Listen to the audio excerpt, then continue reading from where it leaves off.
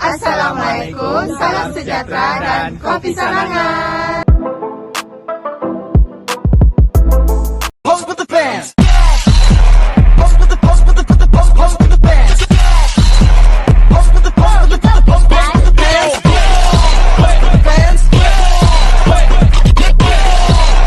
Pose with the bands.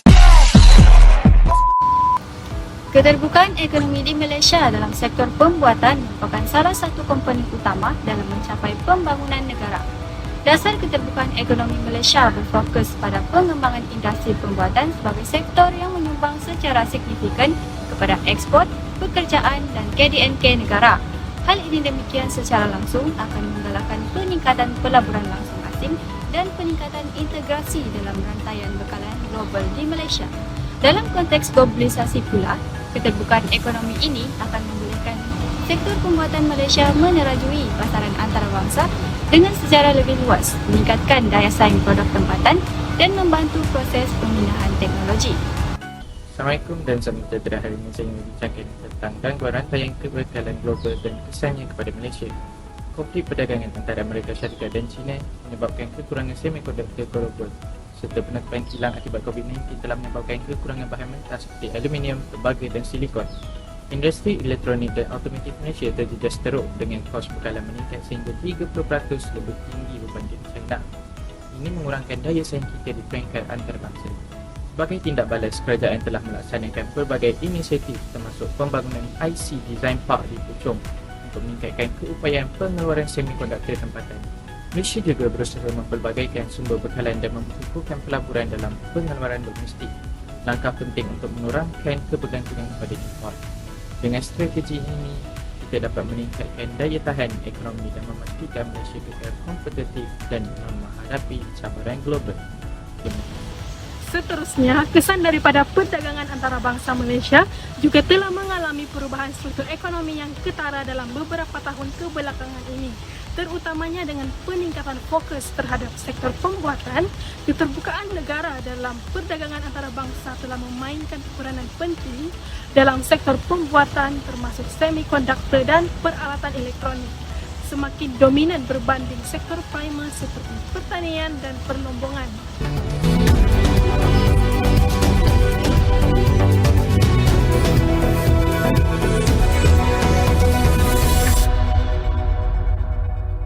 Baik, seterusnya, Malaysian Rating Corporation Berhad atau MARC menjangkakan keluaran dalam negara kasar KDNK benar 2024 Malaysia berkembang antara 4.0% dan 5.0% dengan sektor pembuatan sebagai pemacu utama.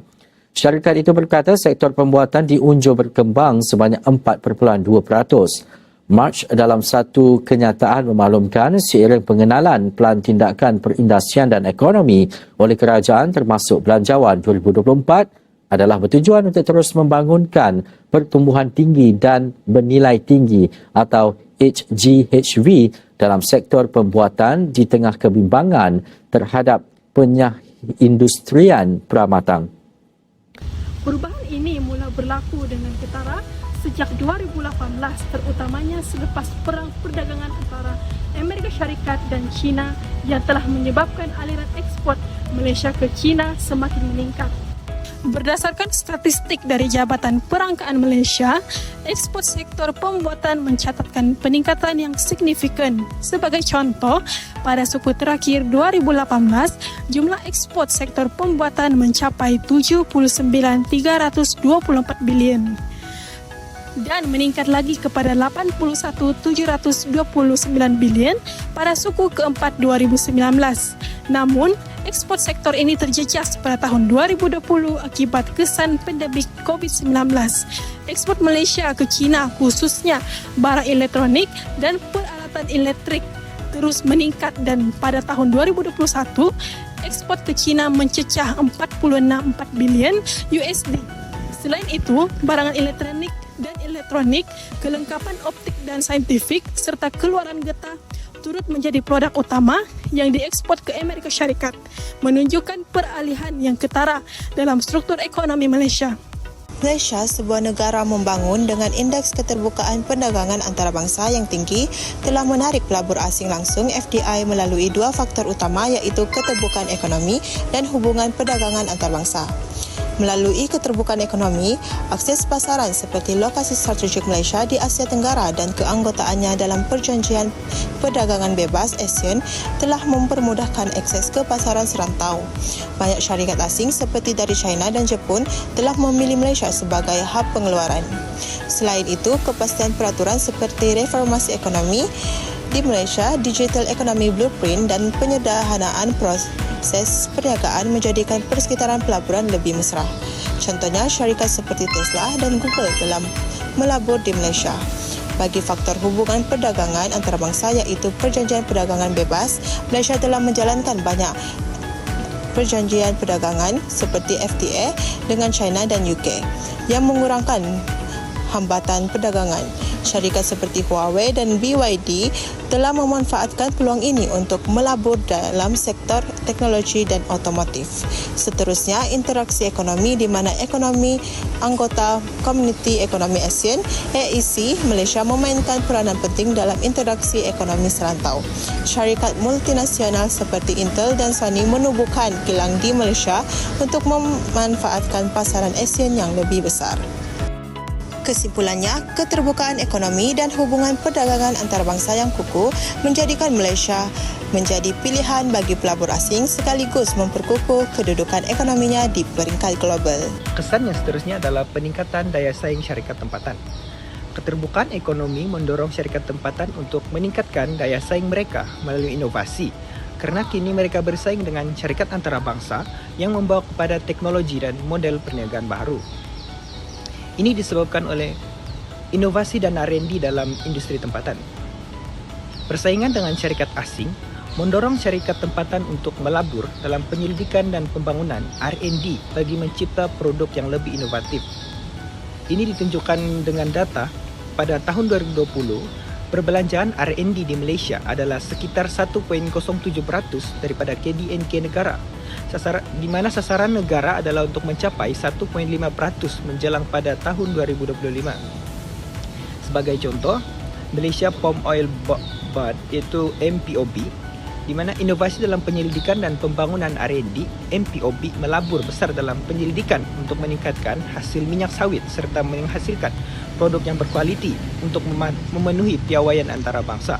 Melalui R&D, MPOB memperkenalkan teknik dan teknologi baharu untuk memaksimumkan pengeluaran minyak sawit. Dalam konteks Malaysia, peningkatan R&D dalam inovasi teknologi iaitu keterbukaan ekonomi mendorong pelaburan dalam R&D untuk mempercepatkan inovasi dalam teknologi dalam sektor pembuatan. Menurut Malaysia Communication and Multimedia Commission (MCMC), pada tahun 2023, sektor ICT menyumbang sekitar 18.3% kepada KDNK Malaysia berbanding dengan 15% pada tahun 2019. Ini juga dapat dilihat dengan pembangunan kilang pintar melalui automasi, di mana banyak negara seperti China dan Jerman telah menggunakan keterbukaan ekonomi untuk membawa masuk teknologi kilang pintar, di mana automasi digunakan untuk meningkatkan kecekapan dalam pembuatan. Secara keseluruhannya, keterbukaan ekonomi Malaysia dalam sektor pembuatan memberikan sumbangan yang signifikan kepada pembangunan negara.